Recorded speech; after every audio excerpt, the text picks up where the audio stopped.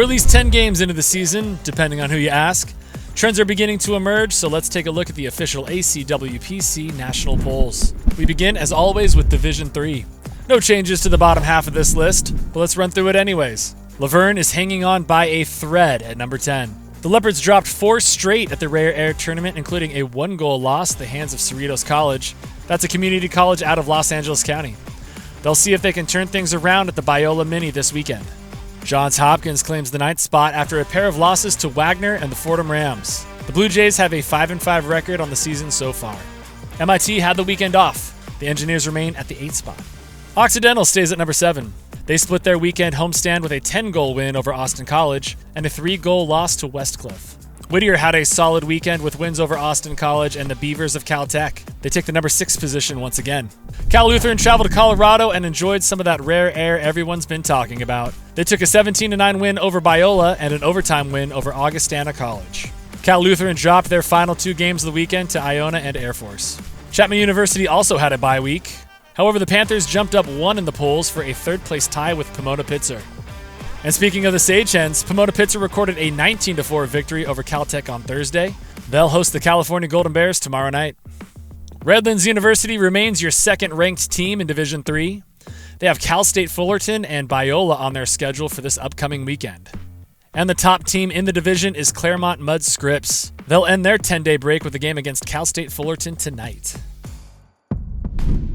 And now let's take a look at the national poll. Cal Baptist and Brown swapped spots once again. The Lancers got roughed up over the weekend as they took 3 straight losses to Pepperdine, Cal State Fullerton, and UC Irvine. They travel up to La Mirada tomorrow night to take on Biola, then it's down to Irvine for a bout against Concordia. The Midshipmen find themselves tied at 17 with Santa Clara. Navy took 4 out of 5 at the Rare Air Challenge, with their only loss coming at the hands of the Harvard Crimson. Santa Clara forced San Jose State into sudden death overtime, but couldn't get the W. San Jose State found the game winner and took that one 11-10. The next day, however, the Broncos posted a 7-10 victory over GW. Although Harvard takes a short tumble down to the 16th spot, all seems well with the Crimson. They recorded 3 straight victories in Colorado to improve to a 7-2 record so far this season.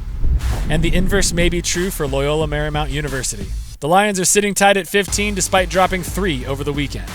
One can only assume that frustration is mounting in La Jolla. UC San Diego was handed 4 straight losses to California, UCLA, Princeton, and UC Davis. This extends their losing streak to 6 straight games. The Tritons host LMU tonight for the Battle of the Kings. This will be their first home game since they opened the season 3-1 at the Triton Invitational. UC Santa Barbara jumps up 2 spots with wins over Cal State Fullerton and LMU. The Gauchos also duked it out with Pepperdine last Saturday. UCSB had a single-goal lead at the end of the 3rd. However, they would fall to the Waves 11-13. And Fordham drops down to number 11 in the national poll despite remaining undefeated so far this season. These red-hot Rams outscored their opponents 92-34 over the weekend. We'll see if that dominance continues as Fordham hosts Princeton on Friday, and then they'll participate in a 3-game slate on Saturday with bouts against Navy, GW, and Mercyhurst.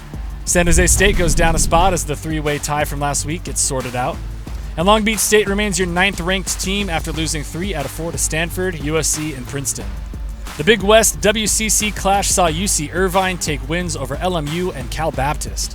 However, the Pacific Tigers continued their dominant ways and bested the Anteaters 16-9. Princeton gave UCLA their first real scare of the season as the 2 teams faced off at the MPSF Invitational. Late in the 4th, the Tigers answered the Bruin onslaught with 2 straight goals. With 13 seconds left in regulation, UCLA took the lead again. In the final seconds, Princeton responded. The 2 teams went into overtime where UCLA found an edge.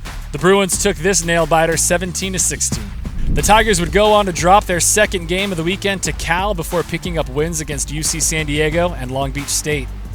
California drops out of the top 5 once again after splitting their series of the MPSF Invitational. The Golden Bears took down UC San Diego and Princeton early in the weekend. However, things took a turn for the boys from Berkeley. In a rematch of the 2023 National Championship bout, UCLA quickly gained a 3-goal advantage. But the Bears battled back. This absolute strike by Max Casabella got Cal on the board with 1:53 left to go in the 1st. We go now to the 2nd. Here's George Avakian with a quick catch and release to bring the Golden Bears within 1.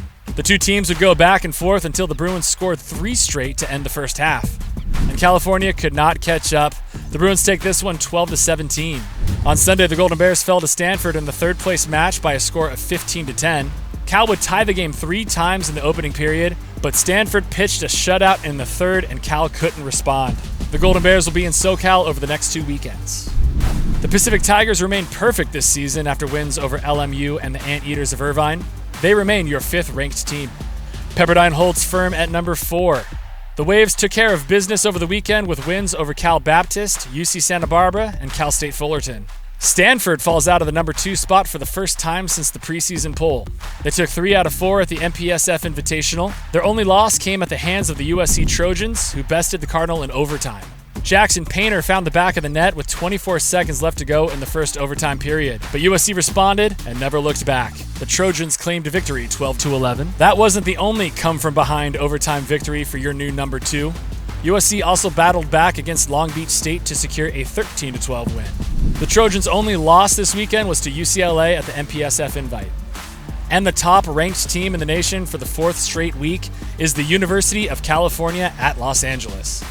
Adam Wright's squad went undefeated over the weekend and remains perfect on the season. With wins over Princeton, UC San Diego, Cal, and USC, the Bruins assert their dominance in the sport. UCLA has a 5-game home stretch over the next few weeks. They won't hit the road again until October 12th. And those are your top teams in the nation. Be sure to like, subscribe, and do whatever you need to do to stay up to date with Water Polo Nation, and we'll see you next time.